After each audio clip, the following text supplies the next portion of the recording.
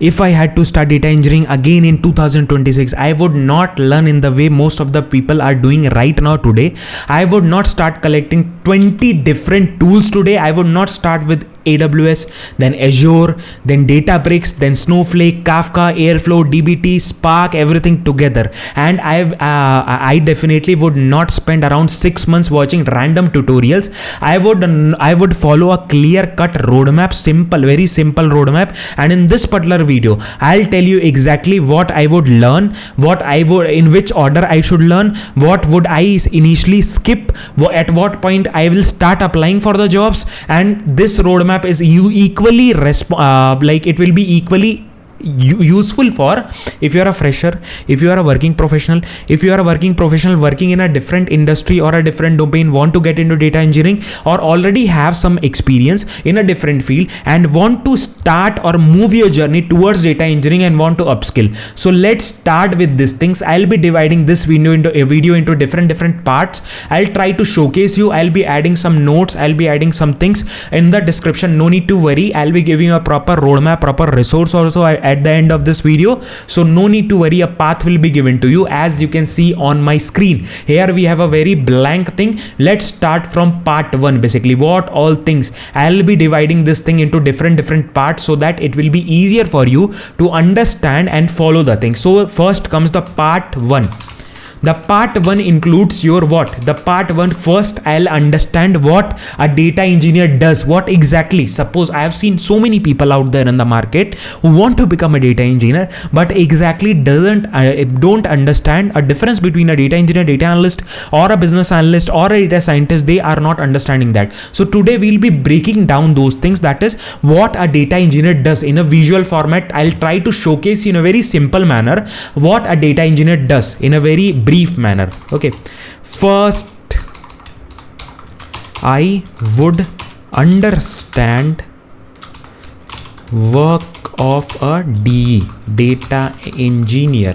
Many times I'll be referring this as DE, so try to understand it, what exactly I'm talking about. Okay, so first thing first, what is a work of a DE? Basically, let's try to understand this particular thing. The first part, basically, that is, suppose I am a data engineer. Data engineer basically is responsible for moving the data from one place to another place, from a source to a destination, after transforming it making it probably very storing it in a proper manner, and making sure the data is reliable for the downstream people, for a data analyst to use and take their decisions or make their reports. So basically, let's understand this statement in a very visual manner. That is, suppose this is a source.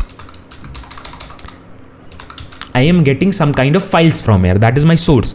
That is, I am getting either a CSV file or a JSON file or a XML file or a DAT file, .dat file or a Parquet file, any kind of those kind of files I am getting from this particular source. Okay, let it make it in a blue color. That this is my source, basically, that generates different kind of values. That is, suppose it has CSV. Let's mention it as a CSV. Okay, let's mention like this. That means it is a CSV file. Okay, that is the first thing. It is a CSV file.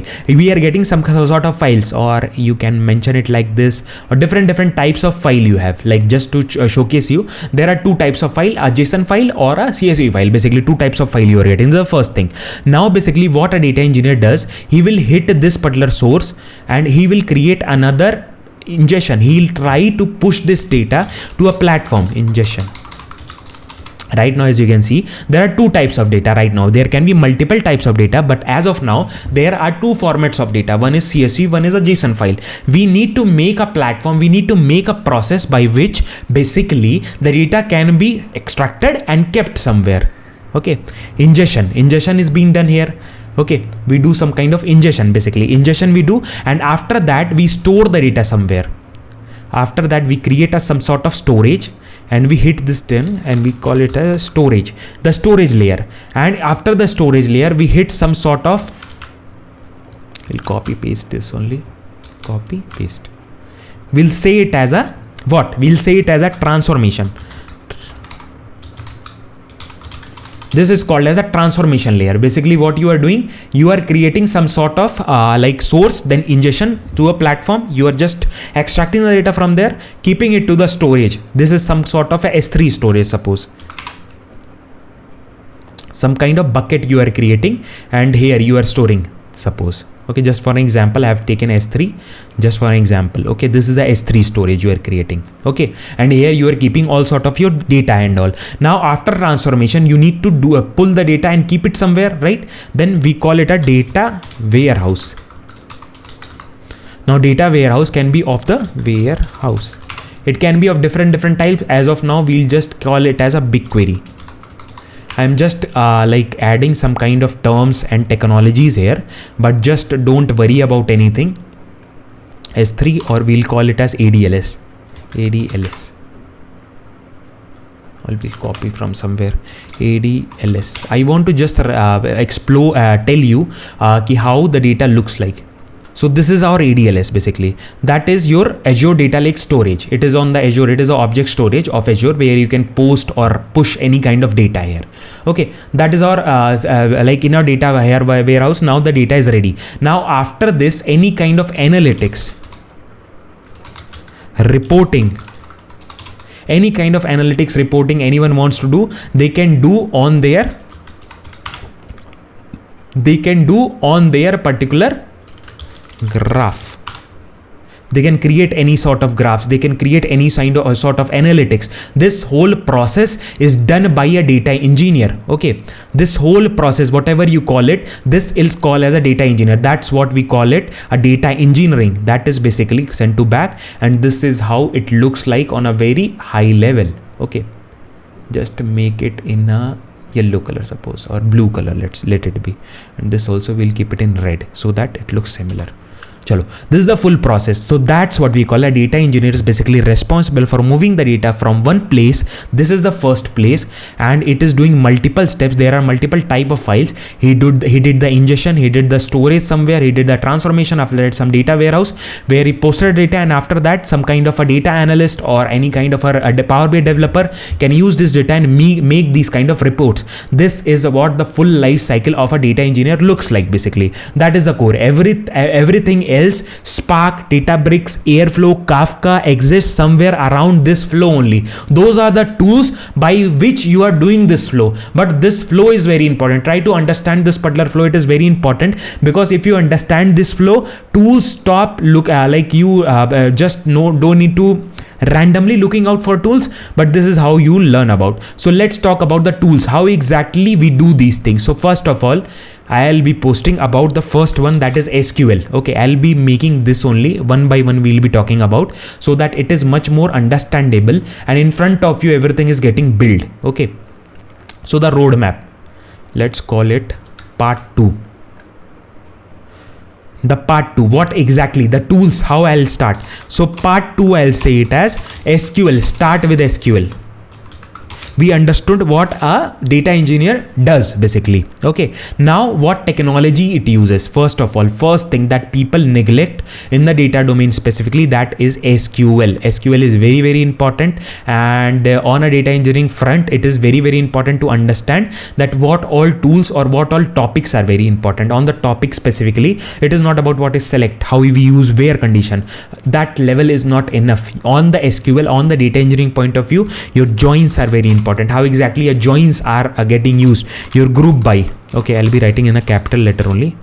Group by is very important. Okay, we'll make it in a white color. This looks much better.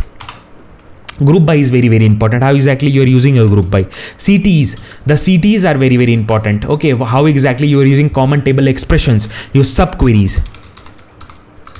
Okay, how exactly you will be using a subquery, because query inside a query, how it is getting executed, what all things are there. Then Windows functions. Windows functions. If I also take an interview, I try to test all these things in some kind of query or these things. Case when, case then statements, like if else in case, date functions. Okay, all those kind of CTIONs. Okay, functions. Then deduplication. If you have some kind of duplicate values you are getting from some kind of sources, if you want to remove those duplicates, how exactly you will do that. So that is very, very important. Ranking of the thing. So in the Windows functions only we can do that. Then these are the type of the question, like running total, scenario based problems will be there. Scenario based problems. Very important. So these are the major ones basically that you need to cover, and I'll be saving it also so that I can give you on the GitHub only. You will be getting this. I cannot attach this randomly in the description. You will be getting it directly. You can download it. Okay, road map D. Okay, I'll be saving it in my days and data engineering start and just save it, so that it will be easy for you. So for example, find the latest transaction every customer. Okay, directly these kind of questions you'll be getting in the interviews, like find the active people in last consecutive 3 days or last consecutive 5 days. I want to check that. Find the duplicate records and keep the latest one only. If there is some duplicate reports, I want to remove the duplicates, only keep the latest one what I am getting. These are the type of the questions or things that will be useful, and SQL should be more comfortable. It becomes like you should become comfortable enough that I can solve business problems without being scared about what I should do. Should I use a select condition, where condition, what exactly should I do? Okay, so you should be not afraid about those things. This is part 2. After that, part 3 comes into the place. What is part 3? Part 3 says start with Python now. Learn Python. Start with Python, but don't overdo it. Don't overdo it means basically, suppose if you want to start with Python is unlimited. Like you can start today and it will never end. To be very honest, there are unlimited resources. There are so many things out there in the market what you can learn out there. The resources are there, so many things are there, and we don't need to do everything, to be very honest. Okay, you have to only do those things that are required in data engineering. To be very specific, that is only required, or that thing is only important. If you try to learn everything, it is not possible to cover Python in next like 3 years, 4 years also. There are so many things. So next skill is your Python, and in this where people do time waste, like you don't have to become a Python backend developer. You want to become a data engineer, right? So what exactly you will focus on? Let me tell you those things. Let's copy this whole thing. Let me paste this here and let's start with the scratch. Like in the same order only I'll be writing the things. What exactly you should focus upon? What are variables?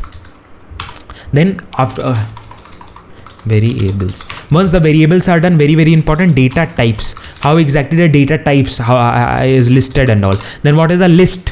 What are dictionaries? Because whenever you hit any kind of a API, you will be getting a data in a JSON format, a dictionary kind of format. So basically how to use those kind of things. Then loops, very important, while loop, for loop, all those kind of things. Then functions, very important, your functions. Exception handling, okay, very important. File handling, you'll be getting multiple type of file. How you will handle those kind of scenarios and all. JSON type of data, APIs and all, how you'll hit that API.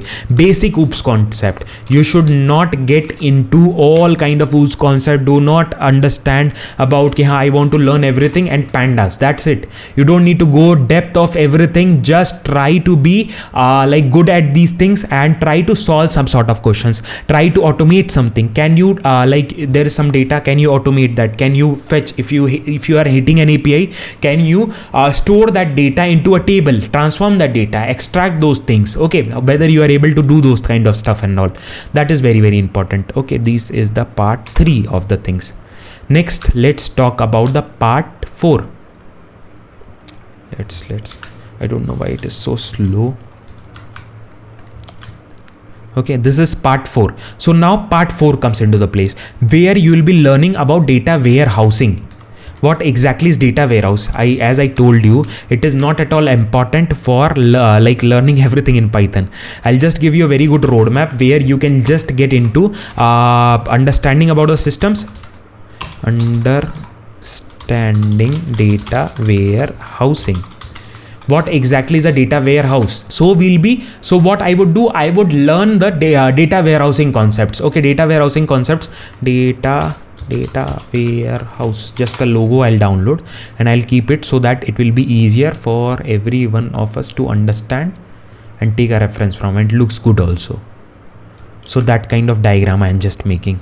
Okay, so this is a data warehouse basically. This is something that I would definitely change in the starting itself, because I have seen people though who think basically if I know Python, if I know SQL, that is it, I have become a data engineer. No, data warehousing concepts are very important. Before Spark, before learning or exploring about any sort of clouds or anything, I will be learning about a data warehousing. What exactly is data warehousing? In data warehousing, what are fact tables? These things you will be learning or listening continuously throughout your job or your preparation, interviews, any sort of those things. You will be learning or listening these kind of things. So please be aware, or please learn these things, or please be aware in the starting itself. Fact table, dimension tables. What exactly is a dimension table? What exactly is a fact table?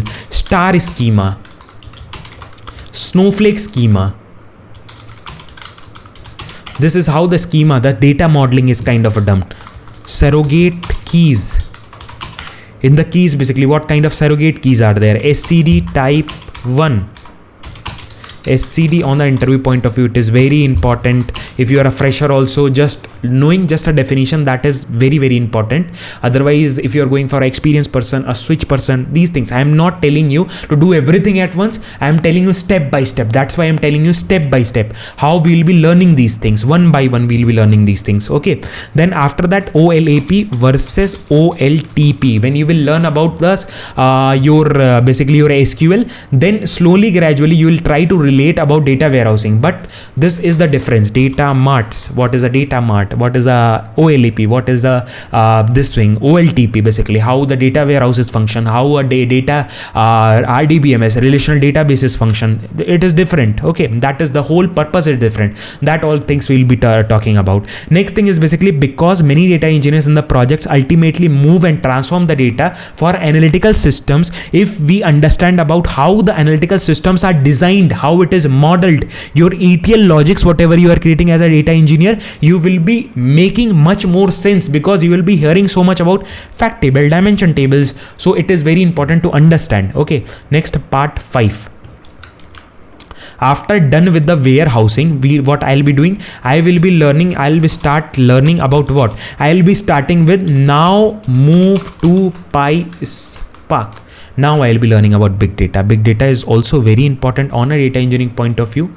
Okay, so because via PySpark, your PySpark only, we will be understanding so much about how exactly data is transformed. A big data processing happens. Okay, parallel distribution processing, how data if you are having terabytes of data, how exactly those kind of processing is happening. Data, it is a data processing engine. Okay, so basically we'll be starting with start with your after SQL you have done, Python you have done, now only PySpark makes sense. Okay, randomly you cannot do everything one by one.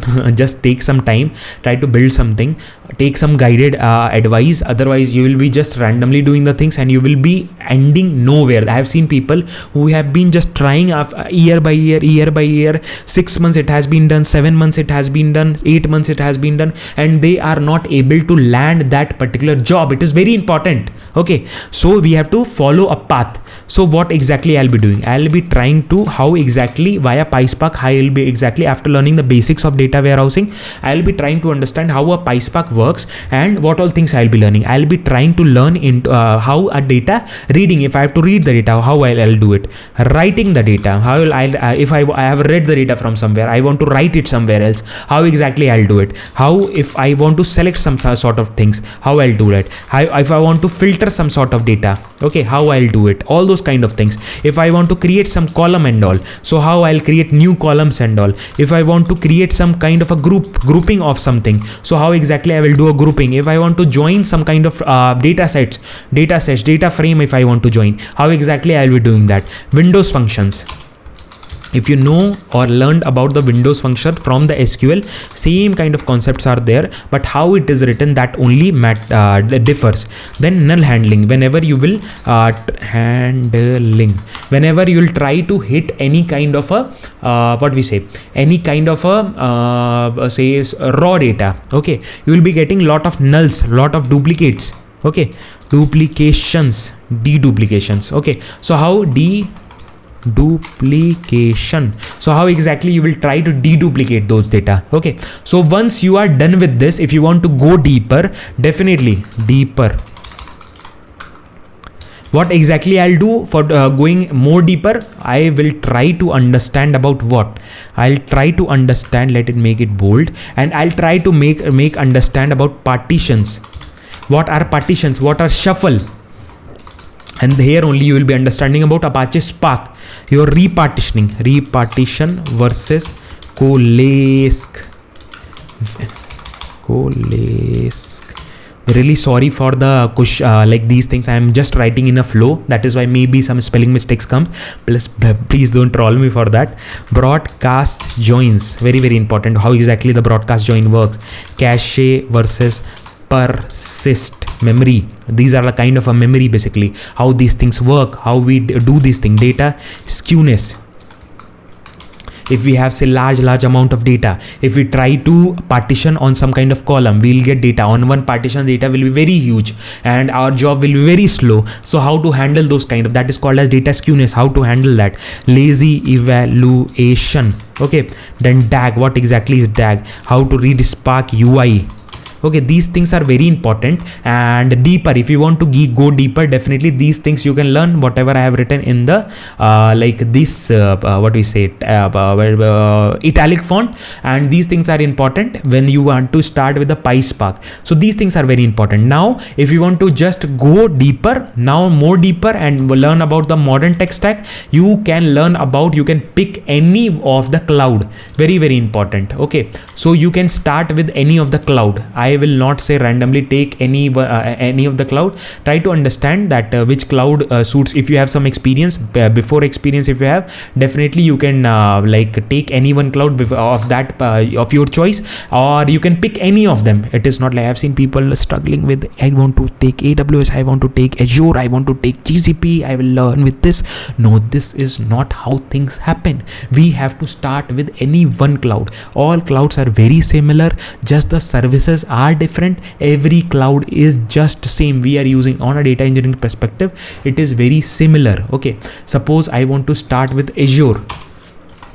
Just I am writing it just for an example. Please don't take as ki haan, this is the ultimate cloud. No, there are many clouds out there. So don't take anything कि हाँ this is the ultimate one and that is the ultimate one. I'm just taking a reference or for a cloud. Okay, any of one cloud. Suppose I'm starting with Microsoft Azure, okay, or GCP or anything. Okay, pick any of the cloud. Suppose right now, yeah, so start with what? Start firstly with your main things like ADLS, Azure Data Lake Storage. What is a raw storage, the bronze like your data object storage where you can store any kind of data. Then ADF, Azure Data Factory, I'll go for. That is orchestration. If I have multiple tasks, how exactly I'll orchestrate all sort of tasks. I was talking about the task here, na? Basically source, destination, these things. You are not doing these things one by one. Okay, there is a pipeline. This is a full pipeline. How it goes, this pipeline, if you want to build and orchestrate on a particular sequence, so this is how the ADF works. Okay, then Databricks, I'll go for. Databricks, one of the modern tech stack, very important, and right now it is booming in the market. I myself, I am a Databricks certified professional data engineer. So to be very honest, it has a great capabilities. I have worked across almost all the clouds. To be very honest, Databricks is one of the things that gives you very good liberty. It is a SaaS platform. It is not like it is a very different. It uses one of the cloud storage only to store the data, but it is a SaaS platform, software as a service. It brings its own new features. Okay, so Databricks is one of them. One of the thing that I will start from. I started late to be very Databricks. Okay, Databricks is very very important. Then Key Vault. Basics, not everything I'll try to do. Basics, ki haan, how if I want to store some kind of secrets, if I want to store some kind of password, I will not store in my code, right? I'll be using something that uses okay, so just I have added some of the logos. Don't be overwhelmed about anything. Just I have added randomly. So don't need to worry about ki haan, what is going to be used or how exactly we'll do it. Don't need to worry about those things. Okay, let's go to the next one. Okay, just copy and paste. So now at the part 7, what I'll do, I'll try to now deep dive into the Databricks. Okay, Databricks is very important at this point. If I know about Databricks, not only how to create the notebooks, I need to know about what all things. I need to know about everything about Databricks. Databricks is very famous, very much used right now. It is booming in the market. So definitely I'll try to grab those opportunities. So what I'll try to do, clusters, I need to understand about clusters. I need to understand about compute or cluster, both are the same thing. Next thing, how exactly we need to create or workflows, jobs, how we need to create. What are delta tables, as our Databricks is based on a data lake house. Okay, so what exactly is a data lake house and what is a delta table? Normal table, then comes the data warehouse table, then comes the data lake. Okay, then comes the delta tables. It comes up with a very great functionalities. I don't want to overwhelm you, that's why I'm not telling right now, just to and these things we are doing one by one. It is not like everything we have to do at once at one place. No, एक karke we'll do one by one the things. Then we'll be understanding a Mendelian architecture. So whenever we create any sort of tables, we'll be not projects, we'll be not pushing all sort of data into one particular table or one sort of layer. We'll be creating different layers, like bronze layer, silver layer, gold layer, like that. So bronze goes, then silver goes, then gold goes. Okay, if just I want to showcase you a diagram for the roadmap point of view, it is a very detailed roadmap. You won't get anything like this. Mendelian architecture logo, just a logo. If we have it, this is a great logo. So this is a Mendelian architecture, bronze, silver, and then gold. That is how the data is. Okay, so once I am done with the Mendelian architecture, how the bronze, silver, gold things are done, there are many functionalities. Optimize, vacuum, I'm just writing it here so that it is for a reference point of view, it is very important. These are functionalities. Time travel, there are many capabilities of Databricks. Then merge, there are merge statements that you can use. There is auto loader. If you want to start some streaming kind of job, whenever file comes, automatically it gets pushed to the target system. There is a kind of auto loader that is based on a Spark structured streaming. Those kind of things are there. Unity catalog basics. I'll not cover everything, and right now it is very important. You will see many projects. If you are there in the market, you'll see many projects from a normal catalog to a Unity catalog or Hive Metastore to Unity catalog. So these are things, and after this, the main part, after doing these all steps, I will build projects. Part very important. I will build projects, build 2 to 3 projects, build 2 to 3 end-to-end projects.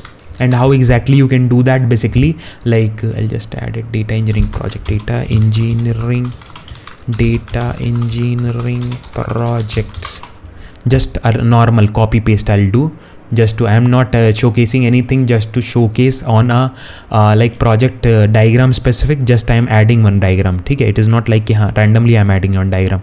So we'll do any kind of a project so that we understand how the flow looks like on a practical basis, and after that we'll start for preparing the interviews. Okay, after these things are done, and once you are aware about these things, now there can be projects that you can build between the things also. Like right now, suppose you are learning this, so in the between also you can start with the projects. Very well, like you start with giving the interviews. It will take some time. Okay, so if you want to learn all these things in a same structured manner, with all the things in a very practical way, with a certified data engineer, I have already covered all these kind of concepts and everything in our DataX bootcamp. Okay, if you want to learn, we have a data engineering bootcamp where we do everything step by step in the same order and in a very natural process, like step by step, so that and we have given so many results out there. If you want to start, we have a link in the description. Directly you can go. It is up to you. If you want to start, definitely you can start with that. It is a very structured step by step, and we have a community where any kind of problem you have, any kind of questions you have, you can directly ask. I'll try to get back to you as soon as possible. I have helped so many people out there in the market, and I have guided more than 3,200 people right now. Plus, I have not counted after that. Okay, right now, to be very specific. And in our specific data engineering bootcamp, I have so many success stories to showcase you. We have done many podcast with those people. There are many people who are not comfortable on the podcast, so we have just shared the success stories on the community groups, on the Instagram channels, on the YouTube channels. Okay, so if you want to definitely get into the data engineering, this bootcamp can definitely help you, and it can give you wonders, and you can definitely start with learn about all the things, and you can get through the things. So this was all about the video. If you want to directly enroll, we have the coupon code, we have the link to the description, like a link in the description directly you can tap, or in the pin comment also I have added it. Thank you so much for watching this particular video. If you have any kind of doubts, we have our WhatsApp support number also. Any kind of doubts in the bootcamp or any kind of questions, we also do some live Q&A sessions. So any kind of questions if you have, you can just connect with me live, and you can ask your questions on the weekend. So no need to worry about that part also. So this was the full roadmap, full flow, how I would start if I want to start my journey in 2026 as a data engineer. If you want to become a good paid data engineer, definitely this is how it will look like. Thank you so much for watching. See you in the next class. Bye bye.